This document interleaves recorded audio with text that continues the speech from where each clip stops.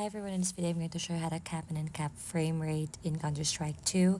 So from your settings, go down ahead on your game and you can tap on, make sure to find this one, the enable developer console, and just enable that one. So you may press that symbol there next to the enable developer console. So you have to try to press that one. However, if you cannot press that symbol on your end, then we want to go and try to tap on our developer, on our this one, keyboard and mouse, and then go over. You will be able to see here the option that says console over down here. Okay, let's this one, toggle console.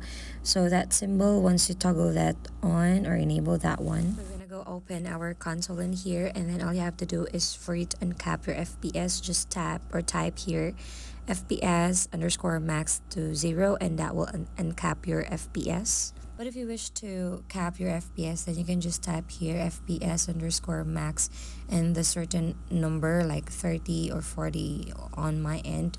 But if you wish to uncap it, then just go back to typing FPS underscore max to 0. So that's pretty easy. If you want to cap it, then just type that keyword and then the value and then cap it with a 0. So if you find this helpful, please don't forget to give us a like and subscribe.